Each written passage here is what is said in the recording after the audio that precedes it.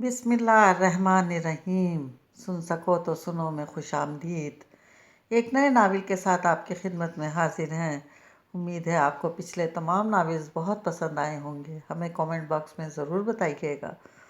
آج کا ناول ہے دل ہی تو ہے نا سنگ و خشت، جو لکھا ہے فرحت اشتیاق نے، اور آپ کی خدمت میں لے کر آئے ہیں ہم قسط نمبر 1 کے ساتھ آپ کی خدمت میں حاضر ہیں۔ اگر آپ نے ابھی تک ہمارا چینل سبسکرائب نہیں کیا تو ہمارے چینل کو سبسکرائب کریں اور بیل آئیکن کو پریس کرنا مت بھولیے گا، تاکہ آنے والی تمام ناولز آپ کو بر وقت ملتے رہیں۔ شکریہ۔ اپنے گھر کی بیک پر بنے اس گھر کو وہ اس کی تعمیر کے ابتدائی مراحل سے ہی بغور دیکھ رہی تھی۔ بنیادوں سے لے کر تزئین و آرائش کے اختتامی مرحلوں تک اسے اس گھر کے طرز تعمیر نے نہایت متاثر کیا تھا۔ ایسا لگتا تھا کہ یہاں کے مکین نہایت ہی باذوق تھے۔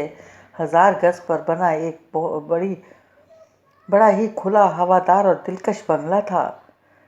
رمیشا کا تو بچپن اسی گھر میں گزرا تھا، اور یہ اس کا مخصوص کمرہ بچپن سے ہی اس کے زیر استعمال رہا تھا۔ اسے شروع ہی سے شور و شرابے سے الجھن ہوتی تھی، اس لیے اس کا بیڈ روم سب سے الگ تھلگ تھا۔ اپنے کمرے ہی میں کھلنے والے بالکنی میں بیٹھ کر اگلے روز کے لیکچرز کی تیاری کرنا اس کا من پسند کام تھا۔ تقریباً سال بھر پہلے شیخ صاحب کی فیملی یہ مکان فروخت کر کے کینیڈا سیٹل ہو گئی تھی۔ اسے بس اتنا ہی پتا تھا کہ شیخ صاحب نے یہ مکان کسی امریکہ سے پاکستان منتقل ہونے والی فیملی کے ہاتھ فروخت کیا ہے۔ اس سے زیادہ نہ اسے معلوم تھا اور نہ ہی اس نے معلوم کرنے کی کوشش کی تھی۔ وہ اپنے حال میں مگن رہنے والے لوگوں میں سے بھی تھی۔ اسے بس اتنا فرق پڑا تھا کہ پہلے جب وہ شام میں بالکنی میں بیٹھی لیکچرز تیار کر رہی ہوتی تو کبھی مونا اور کبھی آنٹی سے آمنا سامنا ہو جاتا تھا، اور پھر ان لوگوں کے ساتھ تھوڑی بہت گپ شپ بھی ہو جاتی تھی، جن لوگوں کی جانے سے وہ جگہ ایک دم ویران لگنے لگی تھی۔ نئے خریدار نے پورا مکان گرا کر نئے سرے سے بنوایا تھا۔ ایسا لگتا تھا کہ گھر کی ڈیزائننگ اور پلاننگ کسی بہت ہی ماہر آرکیٹیکٹ سے کروائی گئی تھی۔ وہ اکثر کام کرتے کرتے بے خیالی میں بیٹھی کافی دیر تک اس گھر کو تکتی رہتی تھی۔ جب گھر کی بیک سائڈ اتنی شاندار تھی تو فرنٹ تو پتہ نہیں کتنا عالی شان ہوگا۔ رمیشا اکثر سوچا کرتی تھی، پچھلی گلی میں کیونکہ شیخ صاحب کے علاوہ اور کسی فیملی کے ساتھ اتنے گہرے مراسم نہیں تھے، اس لیے وہاں اتنا آنا جانا بھی نہیں ہوتا تھا۔ 8-9 ماہ کے عرصے میں وہ گھر مکمل ہو گیا تھا۔ نئے مالک کو شاید پودوں سے بہت لگاؤ تھا، اسی لیے وہاں ایک سے ایک عمدہ اور خوبصورت پودے نظر آتے تھے۔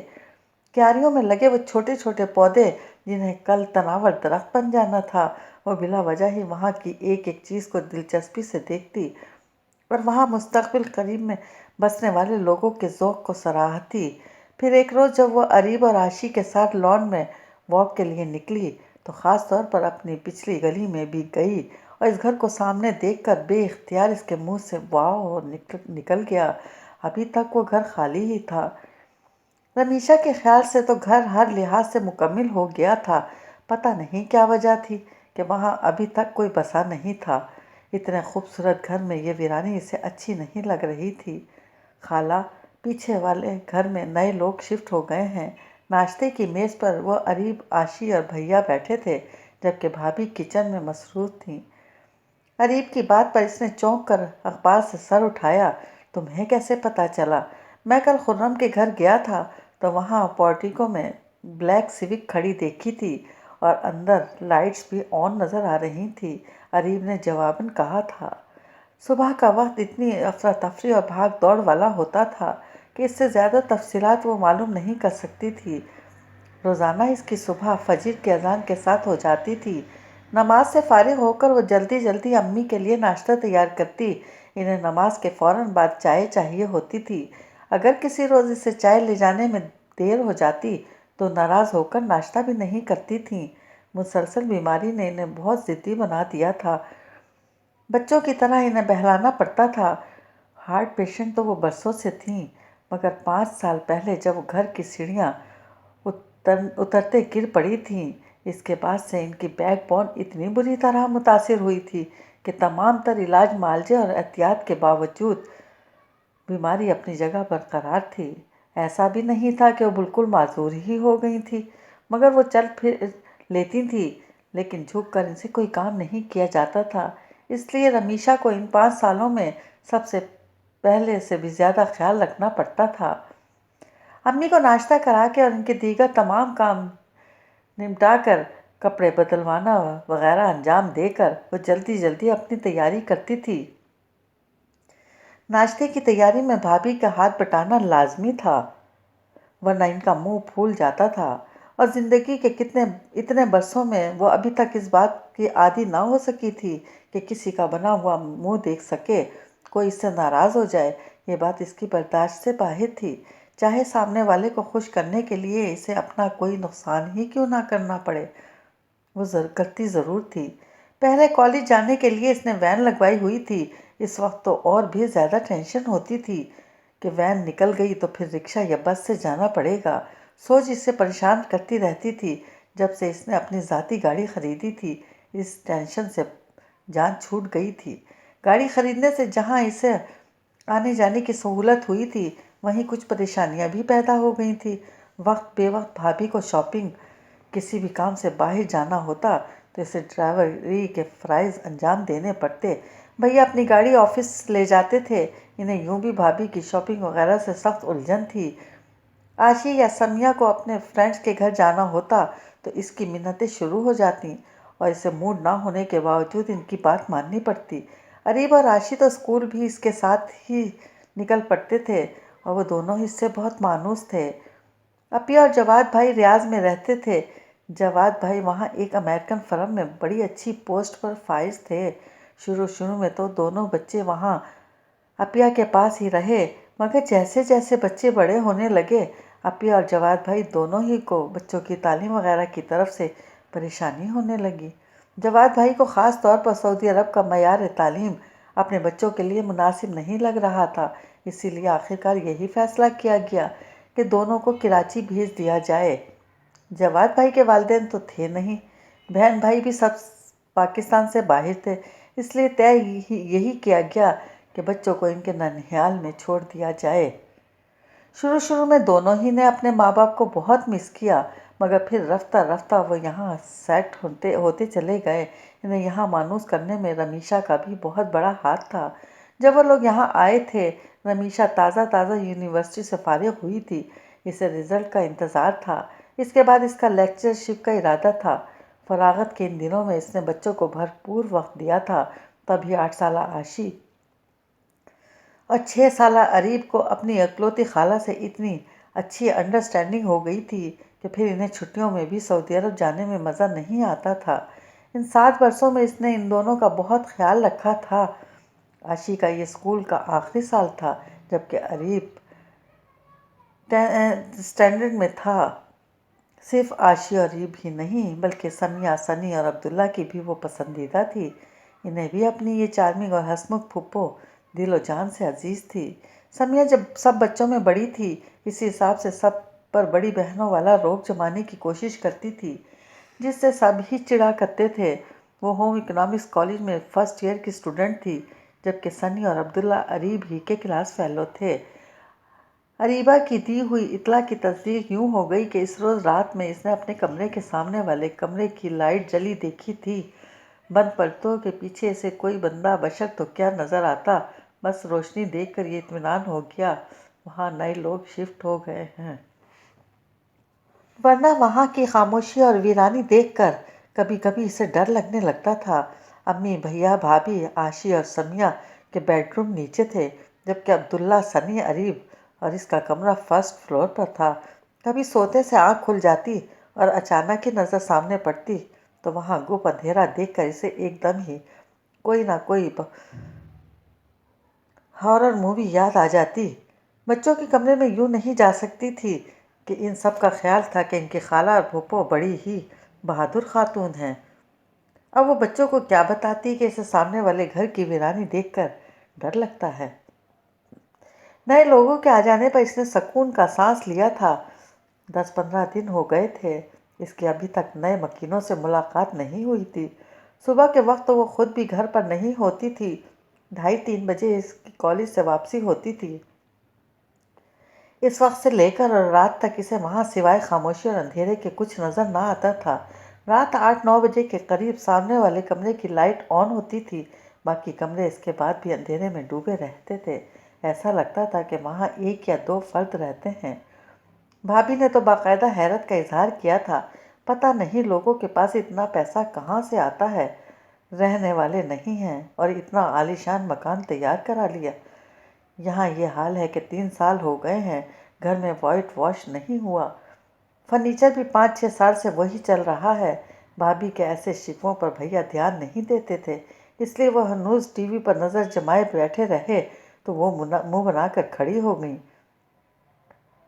اس روز اتوار کا دن تھا۔ اپنے ہفتے بھر کے جمع شدہ کام نمٹا کر اب جو وہ اپنی من پسند جگہ پر بیٹھی کل کے لیکچرز تیار کر رہی تھی، سبھی کو پتا تھا اس وقت وہ اپنا لکھنے پڑھنے کا کام کرتی ہے، اس لیے اس وقت اسے کوئی ڈسٹرب نہیں کرتا تھا۔ سائیڈ میں رکھا چائے کا مگ اٹھانے کے لیے اس نے جیسے ہی ہاتھ بڑھایا، اس کے فائل کے اوپر رکھے ہوئے 3-4 صفحے ایک دم ہوا کے زور سے اڑ گئے۔ اس سے پہلے کہ وہ انہیں پکڑتی، انہوں نے اپنی پرواز کا سلسلہ جاری رکھا اور سامنے والے گھر کی بالکنی میں جا کر لینڈ کیا۔ سامنے ہی بڑے سکون سے آرام فرما ان صفحات کو صرف دیکھ سکتی تھی۔ اچھا خاصا کام کا ٹیمپرو بگڑ کر رہ گیا تھا۔ خود پر بھی غصہ آ رہا تھا کہ اتنی تیز ہوا چل رہی تھی تو احتیاط کرنی چاہیے تھی۔ ابھی وہ کف افسوس مل ہی رہی تھی کہ سامنے والے کمرے کی سلائڈنگ کھول کر ایک بندہ باہر بالکنی میں نکلا۔ تولیے سے بال خشک کرتا وہ اپنی دھن میں مگن شاید کچھ گنگنا بھی رہا تھا۔ رمیشا نے اس بندے کو دیکھ کر خدا کا شکر ادا کیا تھا۔ ایکسکیوز می، وہ کرسی پر سے اٹھ کر ریلنگ کے پاس آ کر کھڑی ہو گئی تھی۔ وہ جو نیچے جھکا ریلنگ پر بازو ٹکائے اپنے پودوں کی نشوونما پر غور کر رہا تھا، ایک دم چونک کر سیدھا ہوا۔ دیکھیں، یہ میرے صفحات اڑ کر آپ کی بالکنی میں آ گئے ہیں، پلیز ذرا یہ یہاں پھینک دیں۔ زبردستی کی مسکراہٹ چہرے پر سجا کر یہ جملے بولتے ہوئے اس کو اپنا اچھا خاصا فضول لگا۔ رمیشا کی بات سنتے ہی اس نے اپنے پیروں کے پاس پڑے ان کاغذات کو دیکھا اور فوراً ہی جھک کر انہیں اٹھایا۔ اگلے لمحے اس نے انہیں فولڈ کر کے اس کی طرف اچھال دیا تھا۔ Thank you. زمین سے صفحات اٹھا کر اس نے شکریہ ادا کیا۔ جواباً وہ بندہ پرخلوص انداز میں مسکرا کر بولا تھا، اس میں شکریہ کی کوئی بات نہیں ہے۔ وہ فوراً ہی اپنی چیزیں سمیٹ کر اندر کمرے میں چلی آئی تھی۔ اپنی یہ ٹین ایجرز والی حرکت اسے بالکل بھی اچھی نہیں لگی تھی۔ پتہ نہیں اس نے میرے بارے میں کیا سوچا ہوگا۔ ہو سکتا ہے وہ سوچ رہا ہو کہ میں نے جان بوجھ کر اس سے بات کرنے کے لیے یہ چیپ حرکت کی تھی۔ جو بھی تھا، اس روز اسے خود پر سخت غصہ آیا تھا۔ اسے ہمیشہ سب کی نظر میں اچھا بننے کا شوق رہا تھا۔ کوئی اس کے بارے میں اس قسم کے فضول اندازے لگائے یا اسے غلط سمجھے، یہ بات وہ برداشت کر ہی نہیں سکتی تھی۔ اپنے اس نئے پڑوسی سے رمیشا کی دوبارہ ملاقات محض 2 روز بعد ہی ہو گئی۔ اس روز وہ نماز وغیرہ سے فارغ ہو کر جلدی سونے کے لیے لیٹ گئی تھی۔ اچانک لائٹ چلے جانے پر گرمی اور حبس کی وجہ سے اس کی آنکھ کھل گئی تھی۔ کچھ دیر تو وہ یوں ہی بیڈ پر لیٹی کراچی کی گرمی اور لوڈ شیڈنگ کو کوستی رہی، مگر جب گھٹن اور گرمی حد سے زیادہ ہو گئی تو آخرکار بستر پر سے کھڑا ہونا ہی پڑا۔ ساری کھڑکیاں کھولنے کے بعد اس نے بالکنی کا دروازہ بھی کھول دیا۔ کمرے کے مقابلے میں باہر کا موسم قدرے غنیمت محسوس ہوا تو وہ بالکنی میں نکل آئی۔ باہر نکلتے ہی اس کی نظر سامنے والی بالکنی میں پڑی تھی۔ کرسی پر ٹانگیں پھیلائے اسموکنگ کرتا ہوا وہ آسمان پر نظریں جمائے پتہ نہیں کس سوچ میں غلطاں تھا۔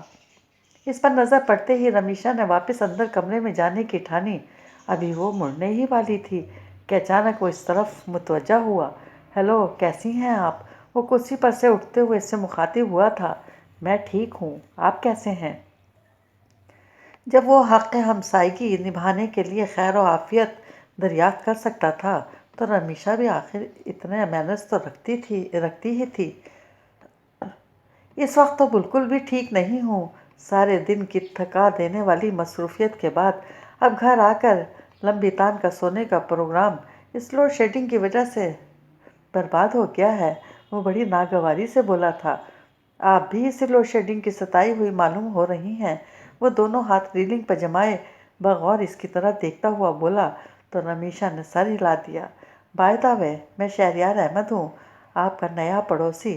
قریباً مہینہ بھر پہلے ہی یہاں شفٹ ہوا ہوں۔ وہ پیچھے مڑ کر کرسی میز پر رکھی ایش ٹرے میں سگریٹ مسلتے ہوئے بولا تھا۔ اس کام سے فارغ ہو کر وہ اپنی سابقہ پوزیشن میں کھڑا ہو گیا تھا۔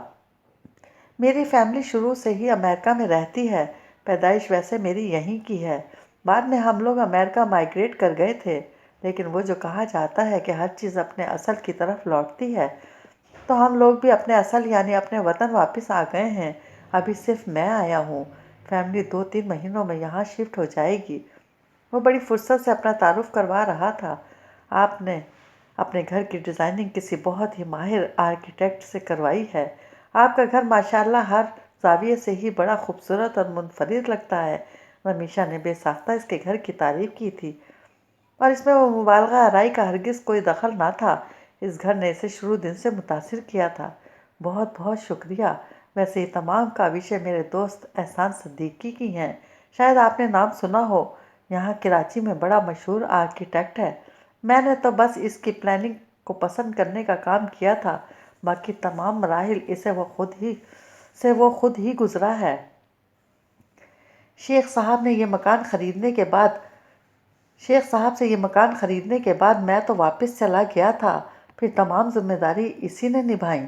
وہ مسکراتے ہوئے بولا تھا اور رمیشا کی اتنی روانی سے اور صحیح تلفظ کے ساتھ اردو بولنے پر حیران تھی۔ یہاں تو کوئی 1-2 سال کہیں باہر ملک میں گزار آئے تو پھر منہ ٹیڑھا کیے بغیر بات ہی نہیں ہوتی، اور اس کام میں مرد کسی بھی طرح خواتین سے پیچھے نہیں ہیں، جبکہ وہ تو ساری عمر باہر گزار کر آیا تھا۔ کیا ہوا؟ آپ کیا سوچنے لگیں؟ وہ اس کی خاموشی محسوس کر کے بولا تھا۔ کچھ نہیں، میں بس آپ کی اتنی روانی سے اردو بولنے پر حیران ہو رہی تھی۔ رمیشا نے صاف گوئی سے اصل بات بتا دی تھی، اور جواباً وہ قہقہ مار کر ہنس پڑا تھا۔ ابھی اگر میں آپ کو یہ بتا دوں کہ مجھے علامہ اقبال کی شاعری اور شفیق الرحمن کا مزاح بہت پسند ہے، تو پھر تو آپ شاید حیرت سے بے ہوش ہو جائیں گی۔ اس کے بے ساختہ انداز پر رمیشا اپنے لبوں پر مچلنے والی مسکراہٹ کو روک نہیں پائی تھی۔ ویسے میں سوچ رہا تھا کہ جب گھر والے آئیں گے تب ہی اہل محلہ سے ہائے ہیلو ہوگی، مگر اس لائٹ کی مہربانی سے اپنے ایک ادر پڑوسی سے تو میں مل ہی لیا۔ بائی دا وے، آپ نے اپنے بارے میں کچھ نہیں بتایا۔ اس کے سوالیہ انداز پر وہ بولی، میں رمیشا ہوں، ہم لوگ تو شروع ہی سے یہیں رہتے ہیں۔ آپ اس بات سے اندازہ لگا لیں کہ ہماری امی شادی کے بعد رخصت ہو کر اسی گھر میں آئی تھی۔ ہم 3 بھائی بہن ہیں۔ سب سے بڑے بھائی میکینیکل انجینئر ہیں اور اسٹیل مل میں جاب کرتے ہیں۔ ان کے بعد میری بڑی بہن ہے، وہ اپنے شوہر کے ساتھ سعودی عرب میں مقیم ہے۔ جس وقت میں میٹرک میں تھی، ہمارے والد کا انتقال ہو گیا تھا۔ اب گھر میں امی، بھیا بھابھی، ان کے بچے اور میری بہن کے بچے جو پڑھائی کی وجہ سے یہاں آئے ہوئے ہیں رہتے ہیں۔ ابھی اس کی بات ختم ہوئی ہی تھی کہ لائٹ آ گئی۔ اوہ تھینک گاڈ، لائٹ آ گئی۔ رمیشا نے فوراً شکر ادا کیا تھا۔ وہ سامنے کھڑا بڑے غور سے اسے دیکھ رہا تھا۔ اچھا شہریار صاحب، شب بخیر، وہ کمرے میں جانے کے لیے پر تولتے ہوئے بولی تھی۔ جواباً وہ بھی شب بخیر کہتا اپنے کمرے میں چلا گیا تھا۔ سونے سے پہلے تک وہ اسی کے بارے میں سوچتی رہی تھی۔ وہ کسی کے بھی بارے میں فوراً ہی کوئی رائے قائم کر لینا درست نہیں ہے، مگر اس بندے کے بارے میں اس نے پھر بھی رائے قائم کر ہی لی تھی۔ اسے وہ اچھا لگا تھا، پڑھا لکھا، مہذب اور ملنسار۔ جب وہ خود اچھا ہے تو یقیناً اس کی فیملی بھی اچھی ہوگی۔ چلو، ہو سکتا ہے میری اس کی مسز سے اچھی دوستی ہو جائے۔ سوچتے سوچتے پتہ نہیں کب اس کی آنکھ لگ گئی تھی اور اپنے معمول کے مطابق شام میں بیٹھی لیکچرز تیار کر رہی تھی، جب اس نے شہریار کی آواز سنی۔ السلام علیکم۔ چونک کر سر اٹھایا تو وہ سامنے کھڑا مسکرا رہا تھا۔ اس کے سلام کا جواب دیتی وہ بھی جواب دینے میں مسکرا دی تھی۔ کیا ہو رہا ہے؟ کچھ نہیں، بس یہ کل کے لیکچرز تیار کر رہی تھی، وہ سادگی سے بتا کر کرسی پر سے اٹھ کھڑی ہوئی تھی۔ آپ آج بڑی جلدی آ گئے، اچانک اس کے منہ سے نکل جانے والے اس جملے پر وہ شرارتی انداز میں گویا ہوا تھا۔ آپ نے میرے آنے جانے کا ٹائم بہت یاد رکھا ہوا ہے۔ وہ ایک دم بری طرح شرمندہ ہو گئی تھی۔ مگر اب وضاحت کرنا ضروری تھی، ورنہ وہ پتہ نہیں کیا سمجھتا۔ یہ بات نہیں ہے، دراصل میں روز یہاں بیٹھ کر اپنا کام کرتی ہوں تو آپ کا پورا گھر اندھیرے میں ڈوبا نظر آتا ہے۔ اس سے اندازہ ہوتا ہے کہ اندر کوئی نہیں ہے۔ اس کے وضاحتی انداز پر وہ دوبارہ ہنس پڑا تھا، اور یہ ہنسی رمیشا کو بہت بری لگی تھی۔ وہ اسے کیا سمجھ رہا تھا؟ وہ تو صرف پڑوسی نبھانے کی خاطر مروت میں اس سے بات کر رہی تھی، اور محسوس ضرورت سے زیادہ خوش فہمی کا شکار ہو رہے تھے۔ آپ پڑھتی ہیں یا پڑھاتی ہیں؟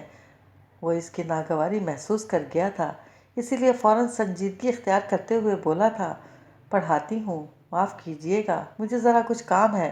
وہ بڑی بے مروتی سے کہہ کر اپنی چیزیں سمیٹ کر اندر چلی آئی تھی، جبکہ وہ ابھی بھی وہیں کھڑا نظر آ رہا تھا۔ حریب کا ٹرمینل ایگزامز کا رزلٹ بہت خراب آیا تھا۔ تمام مضامین میں بمشکل پاسنگ مارکس آئے تھے۔ جب سے حریب اور عاشی یہاں آئے تھے، انہیں پڑھانے لکھانے کی ذمہ داری از خود رمیشا کے سپرد تھی۔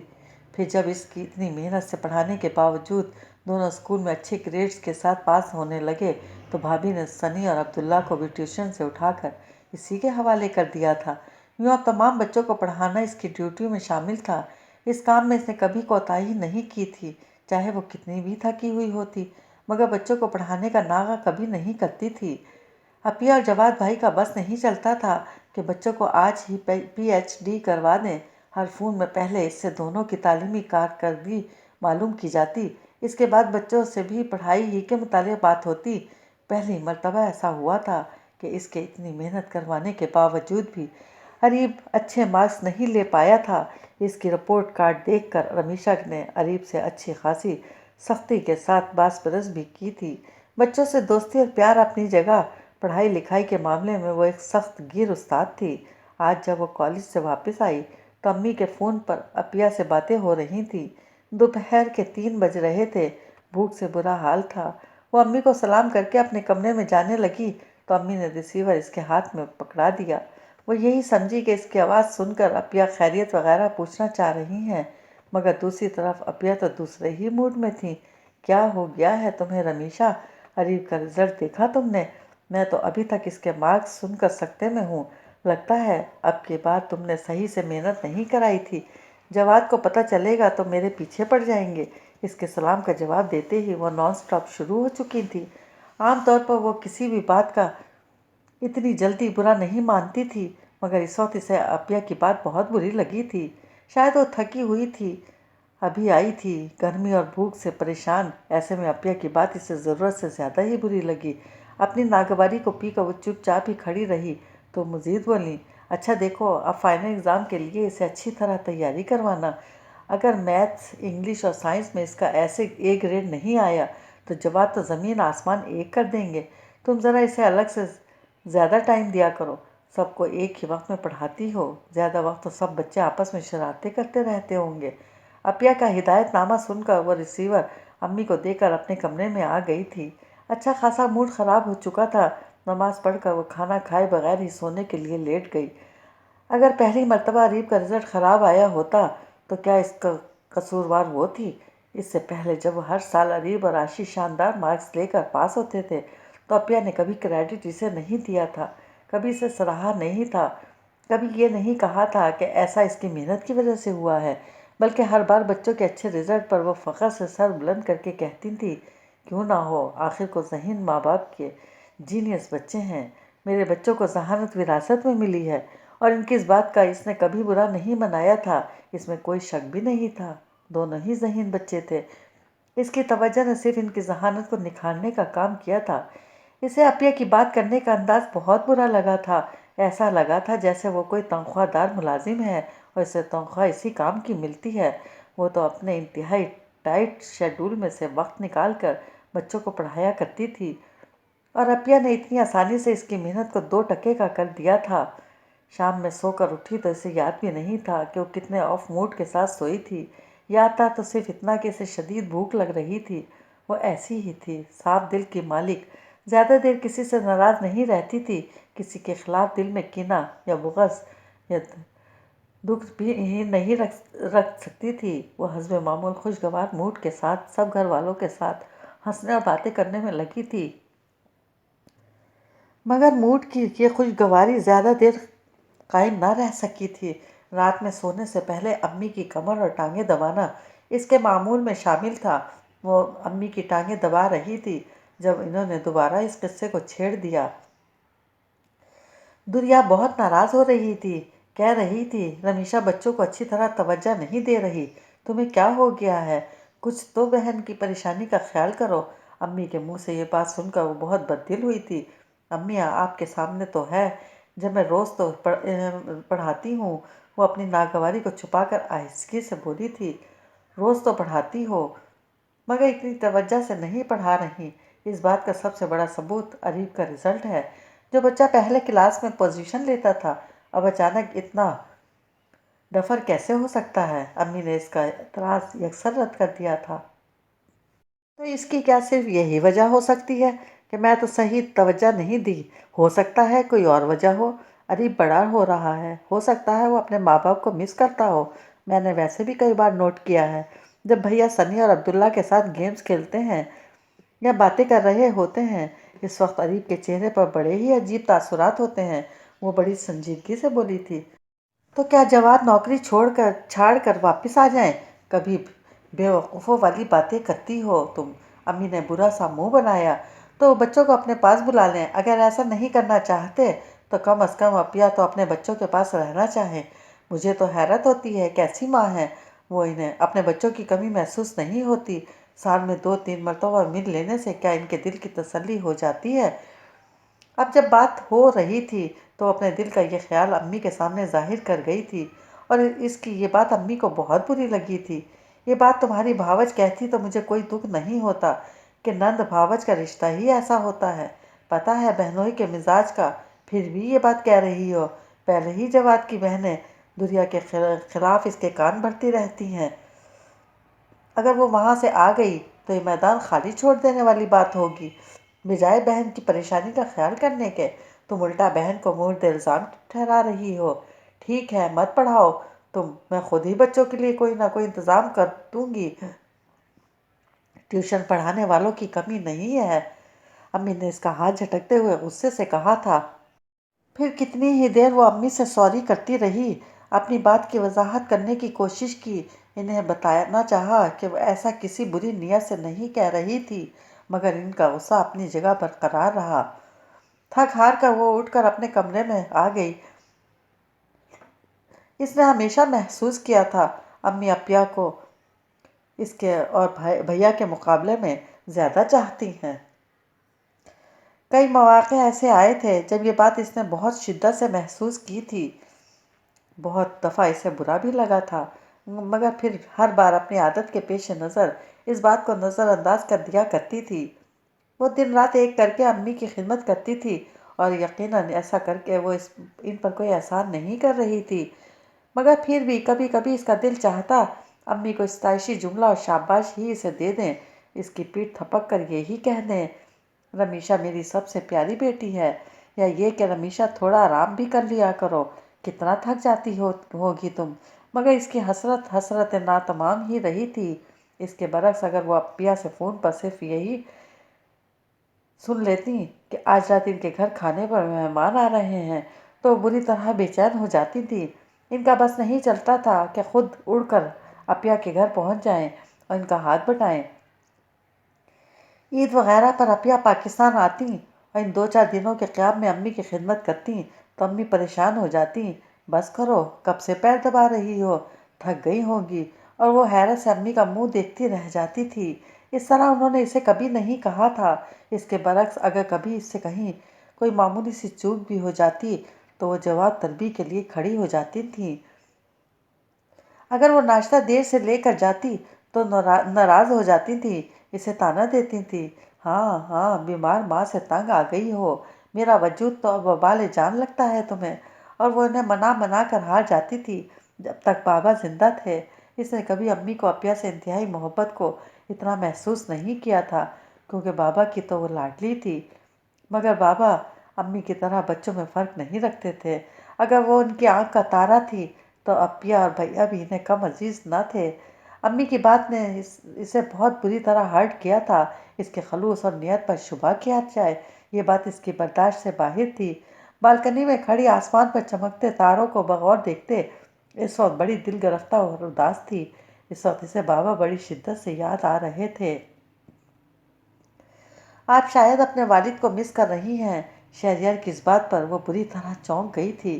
حیران مت ہو، ابھی جب آپ خود کلامی کر رہی تھی تو میں نے آپ کی بات سن لی تھی۔ اس کی حیرت کے جواب میں وہ فوراً بولا تھا، اور اسی بات نے مجھے یہاں کھڑا رہنے پر مجبور کیا تھا۔ میرے بابا بھی میرے بچپن ہی میں ہمیں چھوڑ گئے تھے۔ میں بھی انہیں بہت مس کرتا ہوں۔ وہ بڑی سنجیدگی سے بولا، لیکن آپ اس طرح کیوں سوچتی ہیں؟ آپ اکیلی تو نہیں ہیں۔ آپ کی والدہ، بہن، بھائی اور یقیناً بہت سے فرینڈز تو آپ کے پاس ہیں، اور ان فرینڈز میں تازہ ترین اضافہ میں ہوں۔ رمیشا بڑی حیرت سے اس کی طرف دیکھ رہی تھی۔ ہم کیا فرینڈز نہیں ہیں؟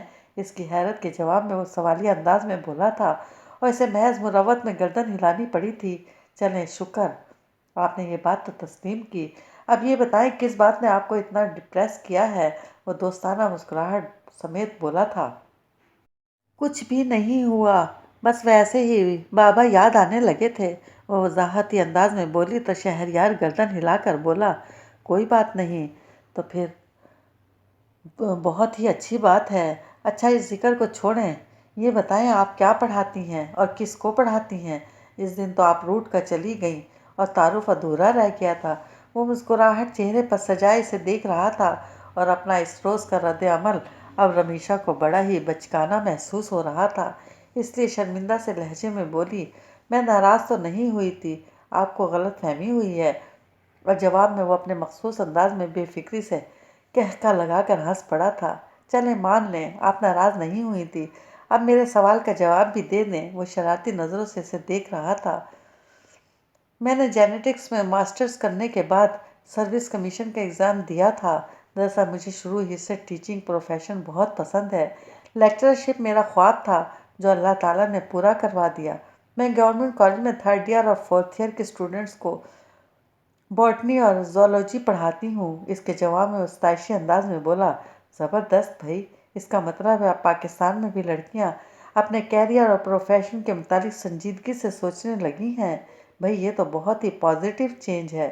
میں نے اپنا تو پورا بایو ڈیٹا بیان کر دیا، آپ نے اپنے متعلق کچھ نہیں بتایا۔ کچھ دیر پہلے کا موڈ ایک دم بدل گیا تھا۔ وہ بڑے آرام سے کھڑی اس سے یوں باتیں کر رہی تھی جیسے یہاں آ کر کھڑی ہی اس لیے ہوئی تھی۔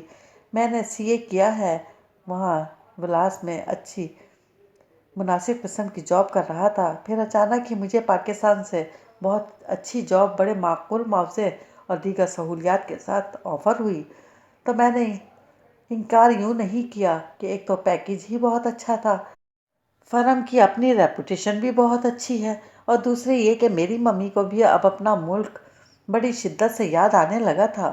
3-4 سال سے وہ اٹھتے بیٹھتے پاکستان کی عیدیں، رمضان اور دیگر تہوار بے تحاشا یاد کرنے لگی تھی۔